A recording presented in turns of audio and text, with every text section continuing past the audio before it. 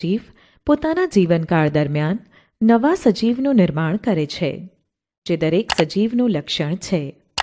પિતૃમાંથી નવા સજીવો ઉત્પન્ન થવાની ક્રિયાને પ્રજનન કહે છે. મોટાભાગની વનસ્પતિ મૂળ, પ્રકાંડ અને પર્ણ ધરાવે છે. આવા અંગોને વાનસ્પતિક અંગો કહે છે. ચોક્કસ સમયગાળાની વૃદ્ધિ પછી વનસ્પતિમાં પુષ્પ સર્જાય છે.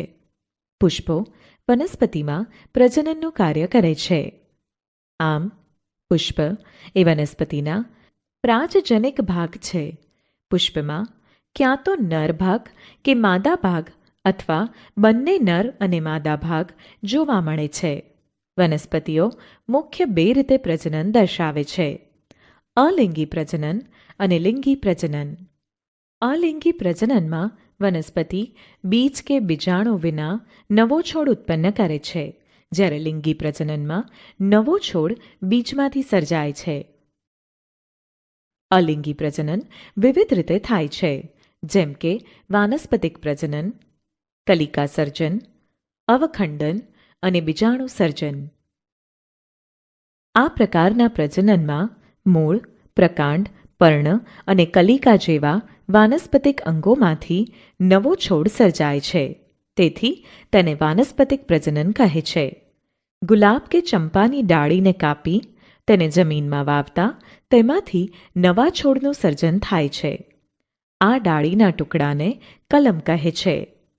કલમના ભૂમિમાં રહેલ ભાગમાંથી મૂળ અને હવાઈ ભાગમાંથી પર્ણો સર્જાય છે.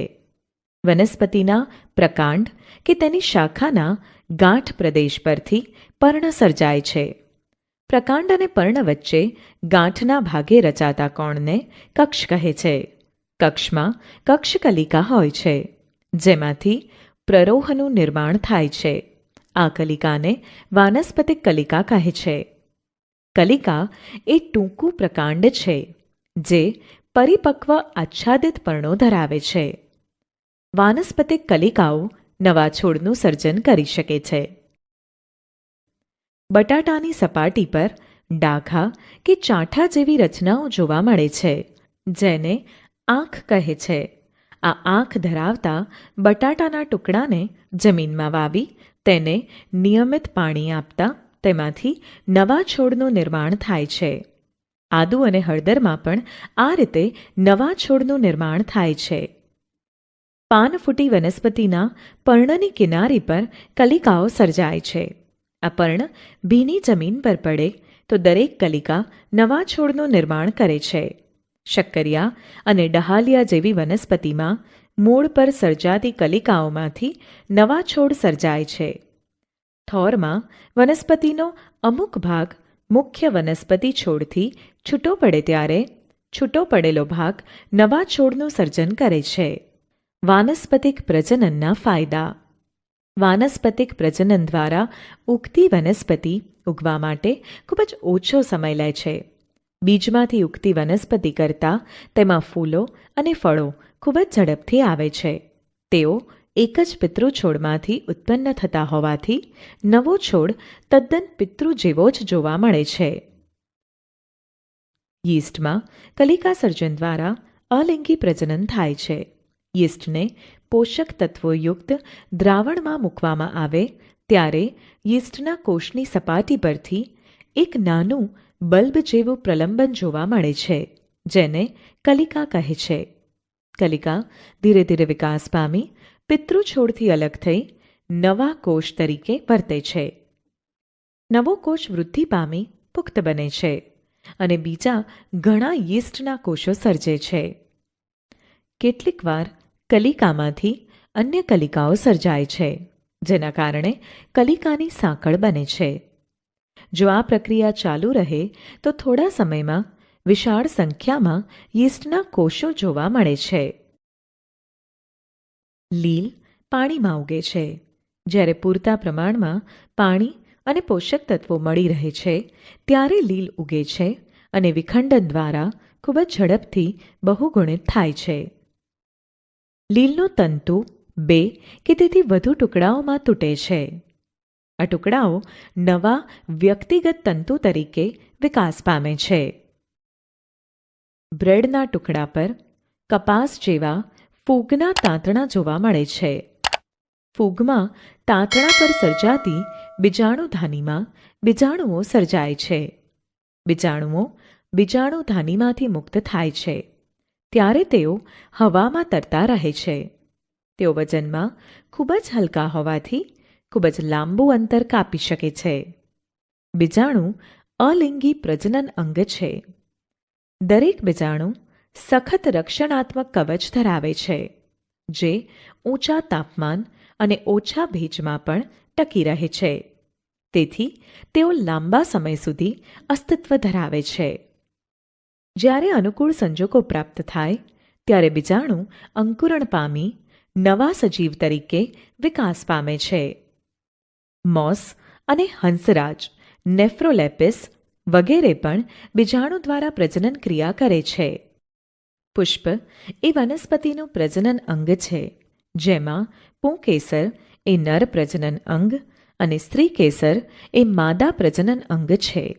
જે પુષ્પ માત્ર સ્ત્રીકેસર કે માત્ર પુંકેસર ધરાવે તેને એકલિંગી પુષ્પો કહે છે. ઉદાહરણ તરીકે મકાઈ, પપૈયા અને કાકડી એકલિંગી પુષ્પો ધરાવે છે. બંને નર અને માદા એકલિંગી પુષ્પો એક જ વનસ્પતિ પર અથવા જુદી જુદી વનસ્પતિ પર હોઈ શકે છે. જે પુષ્પ સ્ત્રીકેસર અને પુંકેસર બંને ધરાવે તેને દ્વિલિંગી પુષ્પો કહે છે. ઉદાહરણ તરીકે સરસવ, ગુલાબ અને પેટુનિયા દ્વિલિંગી પુષ્પો ધરાવે છે. પુંકેસર 3 ભાગોનું બનેલ છે: પરાગાશય, યોજી અને તંતુ. પરાગાશય પરાગરજ ધરાવે છે. પરાગરજ સખત રક્ષણાત્મક કવચ ધરાવે છે જે તેને સુકાઈ જતા અટકાવે છે. પરાગરજમાં નરજન્યુઓ ઉત્પન્ન થાય છે. સ્ત્રીકેસર પરાગાસન, પરાગવાહિની અને અંડાશય ધરાવે છે. અંડાશય એક કે વધુ અંડકો ધરાવે છે. અંડકમાં માદાજન્યુ અથવા અંડકોશ ઉત્પન્ન થાય છે. પરાગાશયમાંથી પરાગરજનું પરાગાસન તરફના વહનને પરાગનયન કહે છે. પરાગનયનની ક્રિયામાં વાહકો તરીકે પવન, પાણી, કીટકો વગેરેનો સમાવેશ થાય છે. જ્યારે કીટકો પુષ્પની મુલાકાત લે છે ત્યારે પરાગરજ તેમના શરીર પર ચોંટી જાય છે.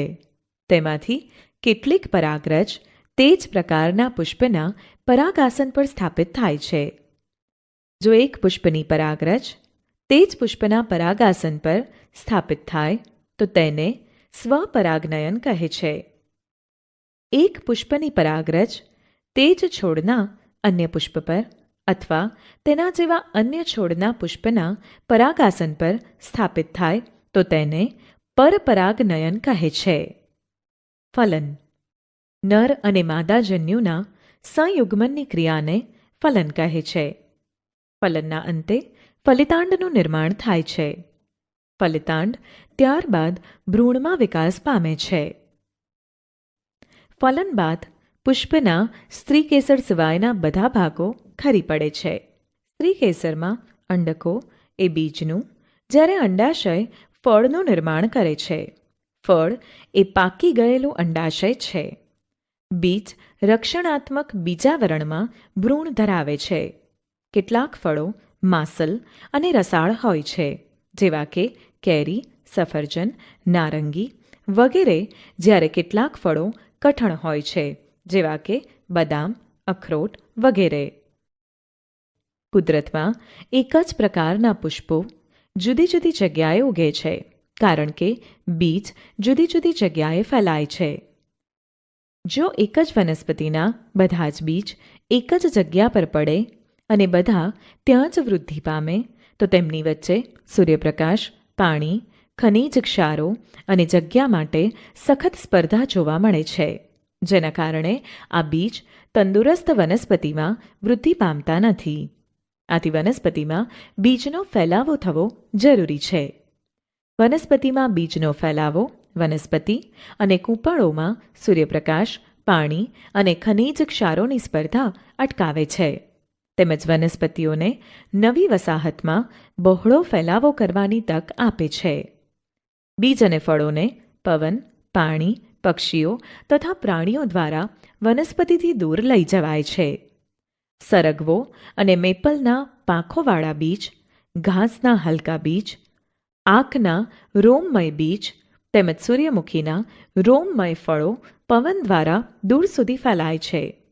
કેટલાક ફળ જેવા કે નાળિયેર પાણી દ્વારા ફેલાય છે.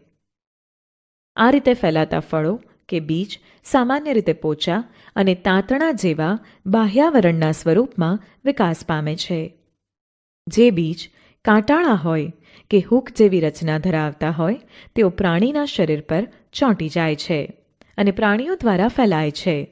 ઉદાહરણ તરીકે ગાડરિયું અને યુરેના. એરંડા અને બાલસમમાં બીજનું વિકિરણ ત્યારે જ થાય છે જ્યારે ફળ ઝાટકાથી ફૂટે છે. આ બીજ પિતૃ વનસ્પતિથી ખૂબ જ દૂર સુધી ફેંકાય છે.